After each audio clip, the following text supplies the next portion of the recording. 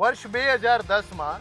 તત્કાલીન મુખ્યમંત્રી શ્રી અને હાલના વડાપ્રધાન શ્રી નરેન્દ્રભાઈ મોદીજીએ જેનો સંકલ્પ કર્યો હતો એવું ખેલ મહાકુંભ આ પ્રકલ્પની શરૂઆત થઈ। આખા રાજ્યમાં ગણ્યા ગાંઠ્યા એવા ટ્રેનિંગ સેન્ટર સ્પોર્ટ્સના હોય ત્યાંથી માંડીને આજે સ્પોર્ટ્સ યુનિવર્સિટી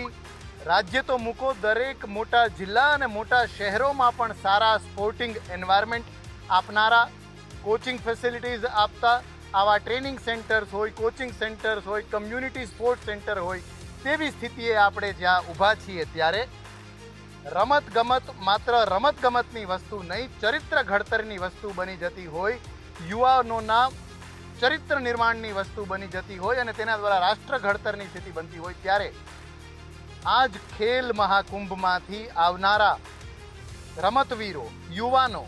એ રાજ્યને અને રાષ્ટ્રને નેતૃત્વ પૂરું પાડતા હોય, ખેલદિલીની ભાવનાથી, શારીરિક ક્ષમતાથી, માનસિક ચપળતાથી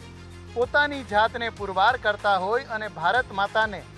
વધારે ને વધારે ઊંચા શિખર ઉપર આરૂઢ કરવા માટે આ રમતવીરો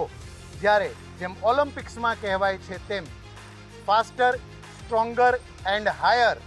આવા એક વધુ મજબૂત, વધુ ઊંચા અને વધુ ઝડપી નિશાન પામવા માટે કાર્યરત હોય ત્યારે આપણે સૌ ગુજરાતીઓએ આ ખેલ મહાકુંભમાં વધારેમાં વધારે સંખ્યામાં રજિસ્ટ્રેશન કરાવવું જોઈએ, જોડાવવું જોઈએ અને આપણે સૌએ આ ખેલ મહાકુંભનો હિસ્સો બનવું જોઈએ। રમશે ગુજરાત, જીતશે ગુજરાત।